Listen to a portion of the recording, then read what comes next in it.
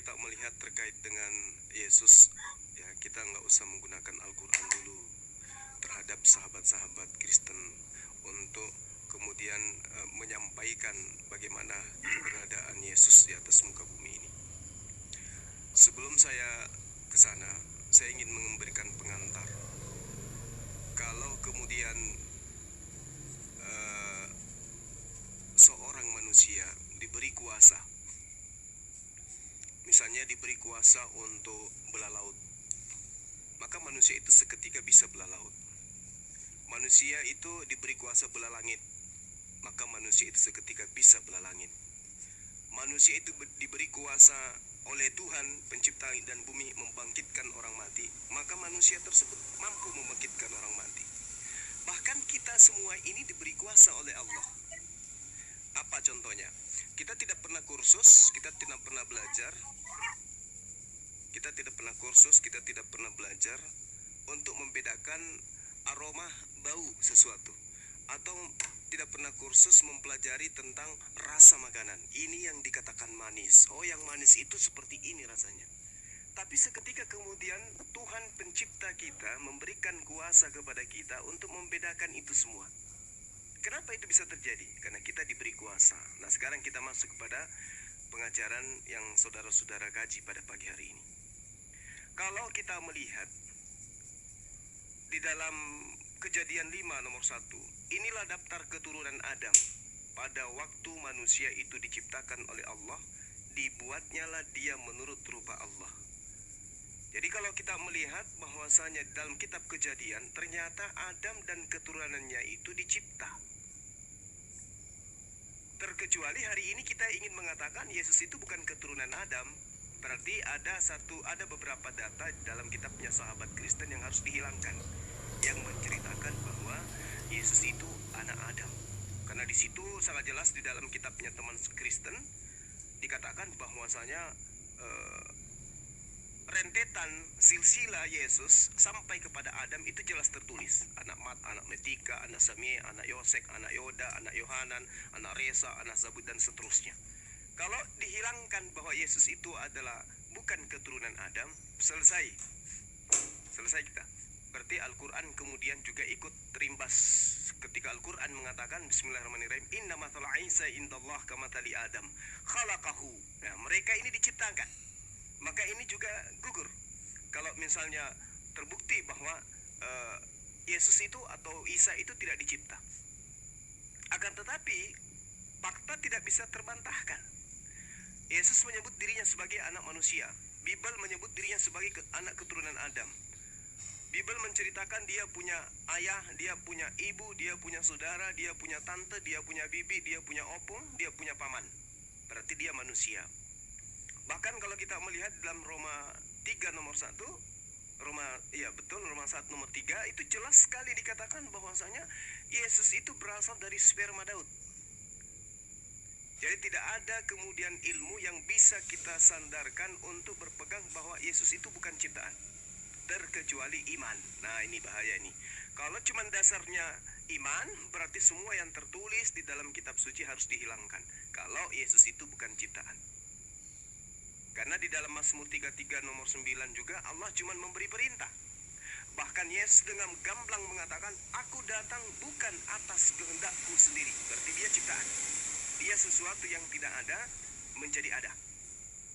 Saya kira begitu sebagai pengantar dari saya, sahabat-sahabat sekalian, rekan-rekan Kristen. Kalau ada sesuatu yang mungkin tidak berkenan dengan saudara, silakan diluruskan atau dibantah. Baik, silakan Bang Robert. Maaf ya, ini agak saya kehilangan penjabaran Abang cuma setengah karena ada mau ngambil air tadi ya, air minum. Wah, jadi nggak apa-apa, tidak apa-apa. Mungkin Bang Zuma bisa poin pentingnya saja. Iya, Bang, poin tafadhol Bang.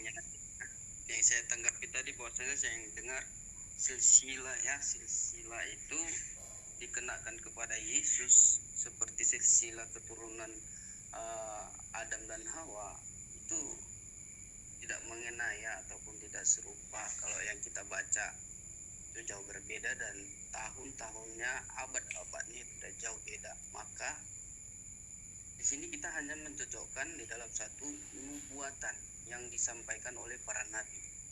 Nah, kalau untuk silsilah sih nggak sesuai lagi, karena di zaman Nuh manusia sudah dilenyapkan ataupun dibilang udah nggak ada lagi ya selain Nuh. Nah, disitulah hilangnya silsilah itu dari Adam sampai ke Tuhan Yesus.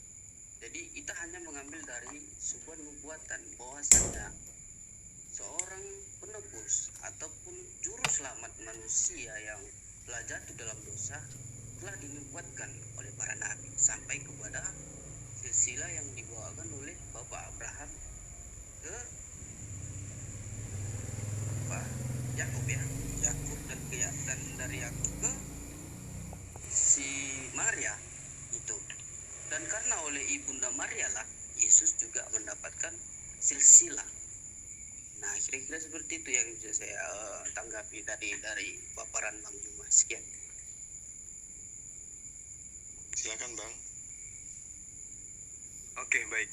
Jadi gini, pola kita saat ini adalah bagaimana membangun iman berdasarkan naluri akal kita sebagai manusia. Karena itu pesan Yesus, kasihilah Tuhanmu dengan akal budi.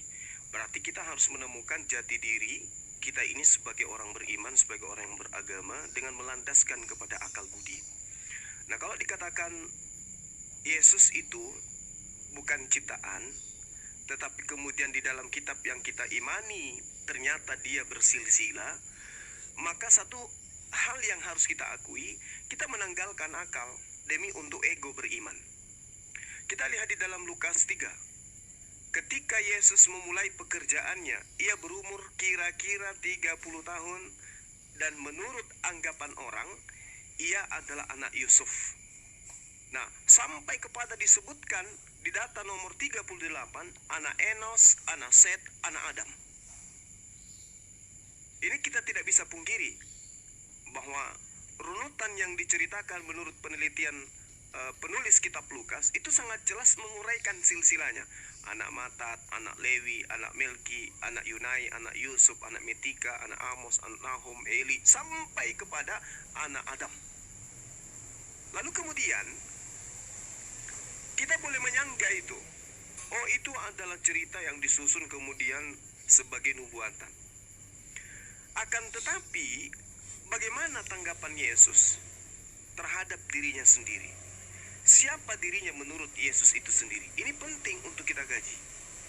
Kalau kita melihat di dalam perspektif pengajaran Bible, Yesus itu acap kali menyebut dirinya sebagai anak manusia. Terangkat ke langit pun diceritakan sebagai anak manusia. Datang untuk kedua kalinya pun disebut sebagai anak manusia. Nah, inilah yang kemudian yang perlu kita pahami secara mendetail. Di dalam kitab Matius, ya, Yesus sendiri yang menyebut dirinya sebagai anak manusia itu sebanyak 30 kali. Yesus menyebut dirinya, bukan orang lain. Dia sendiri yang menyebut dirinya di dalam kitab Matius sebagai anak manusia itu 30 kali. 14 kali di Markus, 27 kali di Lukas, 14 kali di Yohanes.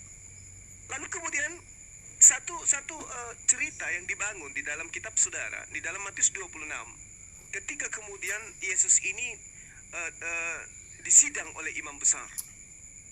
Apa kata imam besar kepada Yesus? Demi Allah yang hidup, katakanlah kepada kami, apakah engkau Mesias, anak Tuhan, atau bukan? Jawab Yesus apa? Engkau telah mengatakannya, akan tetapi aku berkata kepadamu. Engkau telah mengatakannya, tetapi aku akan mengatakan kepadamu. Mulai sekarang kamu akan melihat anak manusia. Jadi, Yesus menyebut dirinya sebagai anak manusia, menandakan apa yang diceritakan dalam Kejadian 5 nomor 1, bahwa Yesus itu adalah ciptaan karena dia berasal dari keturunan Adam. Maka tepatlah apa yang diterangkan oleh Al-Quran, inna masala Isa indallah kamathali Adam khalaqahu min turab thumma qala lahu kun fayakun. Ini seirama dengan apa yang ada di dalam kitab saudara. Pada mulanya adalah firman. Firman itu bersama-sama dengan Theos. Firman itu adalah Theos. Firman itu telah menjadi manusia. Kehendak itu, perkataan itu, keinginan Allah itu, ide Allah itu terbukti benar-benar menjadi manusia. Seirama dengan Mazmur 33 nomor 9. Ketika Tuhan memberi perintah, maka semuanya jadi. Roh Kudus datang, Gabriel datang pada bulan ke-6 kepada Maria menyampaikan, "Wahai Maria, Tuhan menginginkan engkau hamil, melahirkan seorang manusia bernama Yesus." Maria mengatakan, "Bagaimana mungkin?" Roh Kudusnya, Jibrilnya mengatakan, "Yang maha kuasa yang maha tinggi menaungi engkau." Maka itulah yang terjadi. Kenapa? Karena Tuhan menginginkan. Maka kemudian firman yang dibawa oleh Gabriel, kehendak Tuhan yang dibawa oleh Gabriel bahwa Maria akan hamil dan harus hamil dan wajib hamil, itu terbukti.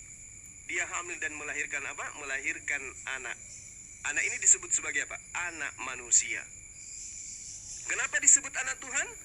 Karena Amsal 3 nomor 10, nomor 11, nomor 12 mengatakan bahwa orang yang mendengarkan didikan Tuhan, orang yang mendengarkan perintah Tuhan, orang yang mentaati perintah Tuhan disebut sebagai anak Tuhan. Selayaknya ayah yang mendidik terhadap anaknya. Berarti anak Tuhan yang dinobatkan kepada Yesus adalah orang soleh, orang yang dekat dengan Allah, orang yang intim dengan Allah, orang yang melakukan ketaatan kepada Allah. Sehingga Yesus mengatakan, "Aku tidak berkata-kata dari diriku sendiri, aku tidak dapat berbuat apa-apa dari diriku sendiri. Apa yang aku lakukan, apa yang aku katakan, apa yang aku kerjakan adalah apa yang diperintahkan untuk aku lakukan, aku kerjakan." Berarti dia orang soleh. Maka orang soleh disebut anak Tuhan di dalam perspektif Bible. Kalau di Islam disebut kekasih Allah, orang yang intim dengan Allah, orang yang akrab dengan Allah, orang yang dekat dengan Allah, orang yang tunduk dan patuh kepada kekasihnya. Itulah yang dijabarkan oleh Al-Quran juga Bible, bahwa Yesus itu ciptaan Tuhan, bukan Tuhan itu sendiri. Silakan.